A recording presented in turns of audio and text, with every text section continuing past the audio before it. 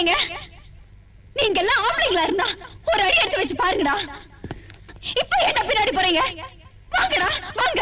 நீங்க எல்லாம் மீச வச்ச ஆம்பளைங்களா இருந்தா என் மேல கை வச்சு பாருங்கடா.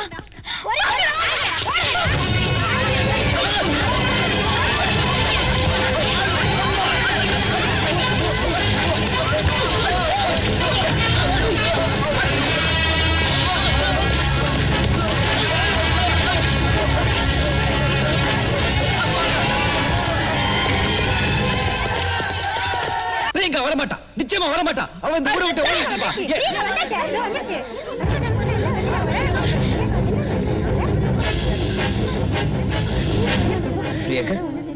எப்படி ஓடியாரு? என்ன சொல்லுங்க? அவங்க எனக்கு கொலை செய்ய பார்த்தாங்க. அவங்க கிட்ட தப்பிச்சு ஓடி வர. நான் நினைச்சது சரியா போச்சு டானர். பிரியங்காவை கொலை செய்ய முயற்சி பண்ணிருக்காங்க. இதுல இருந்து உங்களுக்கே புரிஞ்சிருக்கணுமே பிரியங்காவை கொலை செய்யறதுனால யாருக்கு லாபம்னு. நோ, ஸ்ரீராம கோகுலத்தோ ஒன்னால செய்ய மாட்டாங்க. Not this point your honor. நான் யார் பெரிய குறிப்பிட்டு சொல்லல. ஆனா the great lawyer Mr. Rudraiah தாவாயாலே ஸ்ரீராமும் கோகுல்நாதன் தான் பிரியங்காவை கொலை செய்யறதா திட்டம் போட்டிருக்காங்கன்னு சொல்லாம சொல்லிட்டார்.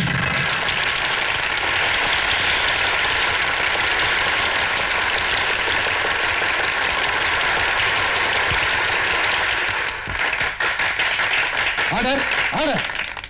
பிரியங்காவோட கணவர் மிஸ்டர் சேகர் இப்ப கோர்ட்டுக்கு அழைக்கிறேன். நீங்க அழைச்சா உடனே அவர் கோர்ட்டுக்கு வந்துருவாரா? ஒரு பைத்தியக்காரிய பொண்டாட்டி அடைஞ்சவர் எந்த முகத்தோட நடமாடுவார்? அவமானம் தாங்க ஒருவேளை அந்த ஊரை விட்டு ஓடிட்டாரோ என்னவோ. இம்பாசிபிள். பிரியங்காவை இந்த நிலைமையில விட்டுட்டு ஒரு நாள் சேகர் ஓடி இருக்க மாட்டார். என்னோட யூகம் என்னன்னா மை லார்ட், ஒருவேளை அவரையும் கடத்தி இருக்கலாம், இல்ல குடும்ப கௌரவத்தை காப்பாற்றணுங்கிறதுக்காக கொலையே செஞ்சிருக்கலாம். யுவர் ஆனர், மிஸ்டர் அர்ஜுன் தான் தோத்து போயிடுவாங்கிற பயத்துல ஏதோ உளர ஆரம்பிக்காரு.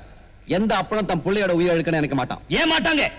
தன்னோட நல்ல மருமகனை பைத்தியக்கார ஆஸ்பத்திரிக்கு அனுப்பிச்சு வச்சவங்க, தவறு செய்த தான் இளைய மகனை காப்பாத்துறதுக்காக மூத்த மகனோட வாழ்க்கையை கெடுக்க நினைச்சவங்க ஏன் இந்த கொலையை செஞ்சிருக்க மாட்டாங்கன்னு சொல்றீங்க? ரிடிகுலஸ். நீ கட்சிக்காரர் தன் பிள்ளைகள் மேல உயிரை வச்சுக்க ஒரு பாசம் உள்ள தகவல். எஸ், பாசம் உள்ள தகவல் தான். ஆனா தான் பிள்ளைக்கு மேல இல்ல, பணத்து மேல, பணத்து கௌரவத்து மேல அவர் தான் கொலையை செஞ்சிருப்பாரு. நிறுத்துங்க நிறுத்துங்க.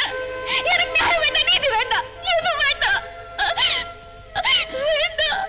பிரியங்கா, ஜெயிக்க போறது நாம தான். நிச்சயம் நமக்கு நியாயம் கிடைக்கும். நியாயம்? எந்த மாதிரி நியாயம்? என் புருஷனை பலி கொடுத்துட்டு கிடைக்கிற நியாயம் எனக்கு வேண்டாம் அர்ஜுன் சார். பிரியங்கா வேண்டாம், தயவு செஞ்சு இன்னும் கொஞ்சம் பேச விடுங்க. நான் நிறைய பார்த்துட்டேன், நிறைய கேட்டு அனுபவிச்சிட்டேன்.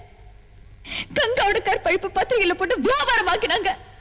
அவளோட அவல நிலை படம் போட்டு காட்டி பணம் சம்பாதிச்சாங்க. கடவுளா இருந்து உயிரை காப்பாற்ற வேண்டிய டாக்டரும் கடமை செய்ய வேண்டிய போலீஸும் கங்காவை பலி கொடுத்து தள்ளி நின்று படத்தை எண்ணிட்டு இருந்த நான் என் கண்ணால பார்த்தேன். இந்த மாதிரி ஆளுங்க கிட்ட எல்லாம் நியாயத்தை எதிர்பார்க்க முடியாது. பூமியை மாத்தவனும் பெண்ண தேவனும் சொல்றதெல்லாம் வெறும் வார்த்தை தான். கோயில் அம்மன் விக்கிறதுக்கு பட்டுப்பாடுவை கட்டி கையெடுத்து கும்பிடுறவங்க வெளியே அப்பாவி படங்களை அம்மனமாக்கி அசிங்கப்படுத்துவாங்க. இவங்களுக்கு எல்லாம் நான் சொல்ற உண்மை எப்படி கேட்கும்? கேட்காது, கேட்கவே கேட்காது. கங்காவோட கற்பழிப்ப நான் ஒரு தடவை தான் பார்த்தேன். ஆனா இங்க பத்திரிக்கையில, கோர்ட்ல, ஆஸ்பத்திரியில அந்த அநியாயத்தை வர்ணிச்சு வர்ணிச்சு அவளை தினம் தினம் கற்பழிச்சு கொண்டுட்டாங்க. அந்த அப்பாவிக்கு நியாயம் கிடைக்கணும்னு வந்தேன். ஆனா நான் உண்மை சொன்ன பாவத்துக்காக என்ன ஏன் கேள்வி கேட்டீங்க? கை எங்க இருந்துச்சு? தொட மேலையா, தோல் மேலையா, பார்ப்பு மேலையா?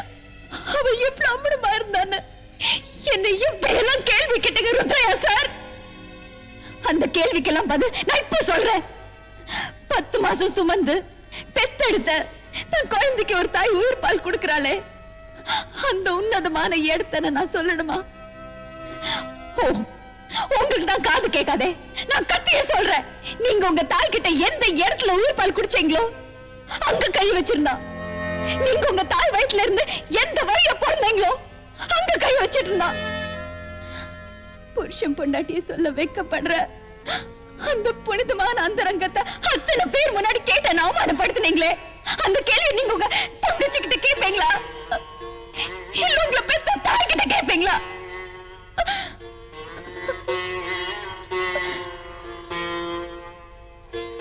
நியாயம், தர்மம் இதெல்லாம் செத்து மண்ணோட மண்ணாய் மக்கி போயிடுச்சு. எனக்கு ஏற்பட்ட அவமானம் ஆபத்தும் என்னோட முடிஞ்சு போகட்டும்.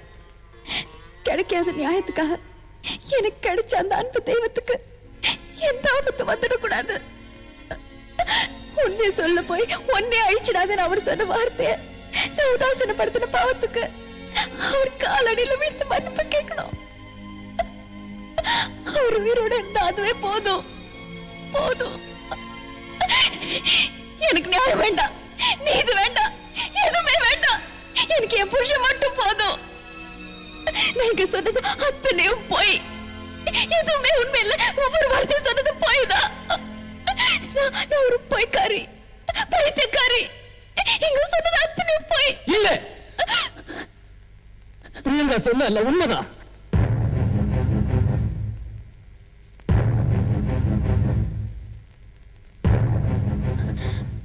யுவர் ஆனர், நான் குற்றவாளி.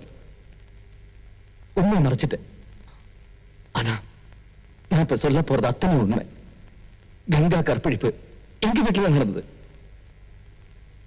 என்னோட தம்பியும் அவன் நண்பர்களும் சேர்ந்தான் கங்காவை கற்பழிச்சாங்க. அத நானும் என் மனைவி பிரியங்காவும் கண்ணால பார்த்தோம். எங்க குடும்பத்தோட வரட்டு கௌரவத்தை காப்பாத்துறதுக்காக நானும் என் குடும்பத்தார சேர்ந்து உண்மையை மறைச்சிட்டோம். எங்க அப்பா கோகுல்நாத் பிரியங்கா மேல பழிய போட்டுட்டு இருக்காரு. இந்த வக்கீல் ருத்ரையா, இவங்க 3 பேருக்குமே இதுல பங்குண்டு. I know they are all criminals, your honor, criminals. எத்தனையோ போராட்டத்துக்கு மத்தியிலே நீதி கிடைக்கணும் நம்பிக்கிட்டு இருக்கிற என் மனைவி பிரியங்கா இங்க சொன்னது அத்தனை உண்மை, your honor, உண்மை. நான் இந்த கோர்ட்ல முதலே உண்மையை சொல்லாததுக்கு அவங்க எல்லாரும் முன்னாடி பகிரங்கமா மன்னிப்பு கேட்கிறேன். என் மனைவி பிரியங்கா பைத்தியக்காரி இல்ல, பரிசுத்தமானவ. என் பணத்து மேல குறி வச்சவ இல்ல, நியாயத்து மேல நீதி மேல நம்பிக்கை வச்சவ. அவ குற்றம் இல்லாதவ, யுவர் ஆனர், குற்றம் இல்லாதவ. யுவர் ஆனர், ஸ்ரீராமோட மகன் சொல்லிக்கிறத விட நான் பிரியங்காக்கு புருஷன் சொல்லிக்கிறதுல பெருமைப்படுறேன். Yes, I am proud of her. I am proud of her. சாட்சியங்களையும் சேகரின் வாக்குமூலத்தையும் வைத்து பார்க்கும்போது வினோத் மற்றும் அவருடைய நண்பர்களான ரமேஷ், ரகு, சூர்யா ஆகிய 4 பேரும் சேர்ந்து கங்காவை கற்பழித்தது வெட்ட வெளிச்சமாக தெரிகிறது. ஒரு அபலை பெண்ணை இந்த 4 பேரும் சேர்ந்து அரக்கத்தனமான முறையில் கற்பழித்த குற்றத்திற்காக 7 வருடம் கடுங்காவல் தண்டனையை இந்த கோர்ட் விதிக்கிறது. Criminal lawyer Rudraiah, inspector Ravi, Shriram group managing director Shriram மற்றும் கோகுல்நாத் இந்த 4 பேரும் கங்காவை கொலை செய்த குற்றத்திற்கு உடந்தையாக இருந்ததற்கு 5 வருடம் கடுங்காவல் தண்டனை அளிக்கப்படுகிறது. கிரிமினல் லாயர் ருத்ரையாவின் சன்னத்தை பறிமுதல் செய்யுமாறு பார் கவுன்சிலுக்கு இந்த கோர்ட் உத்தரவிடுகிறது. கடைசி நிமிடத்தில் இந்த வழக்கின் உண்மை வெளிவருவதற்கு உதவிய சேகருக்கு மன்னிப்பு அளித்து இந்த கோர்ட் விடுதலை செய்கிறது. ஒரு ஏழை பெண் பணக்கார குடும்பத்தின் மருமகளாக இருந்தாலும் கூட, தனது வாழ்வே பறிபோகின்ற நிலையில் இருந்தும் கூட நீதி நிலைக்க வேண்டும் என்ற எண்ணத்தில் கடைசி வரை நியாயத்தின் பக்கம் நின்ற பிரியங்காவை இந்த கோர்ட் பாராட்டுகிறது.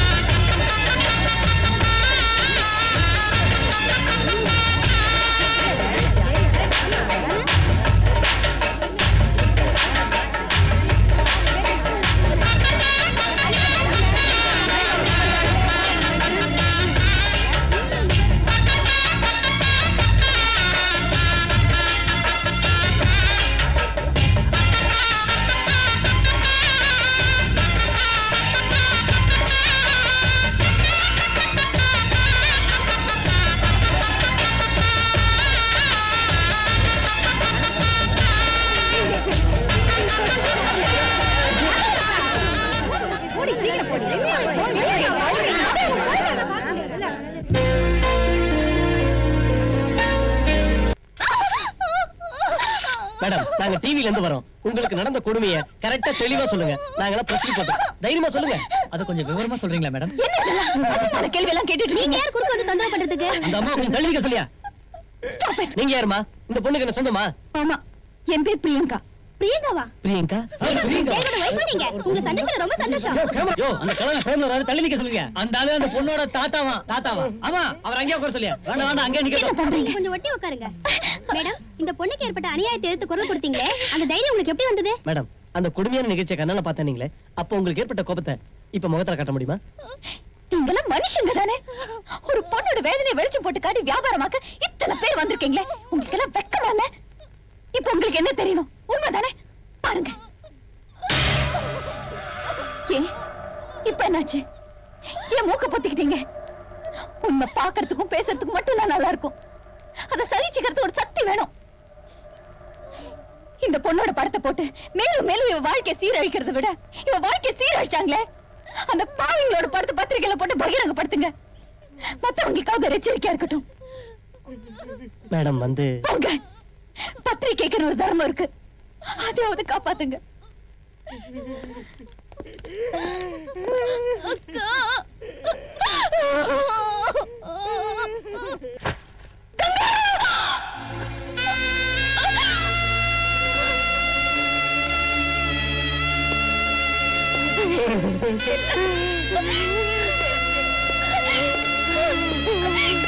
எப்படி நடந்தது? பாருங்க பாருங்க, நான் எழுந்தேன். நேத்து கூட நல்லாதான் இருந்தா. நாளைக்கு ஆபரேஷன் நடக்க போகுதுன்னு கூட சொன்னா. அவளால வலி தாங்க முடியாம பாவம் தற்கொலை செஞ்சுட்டா.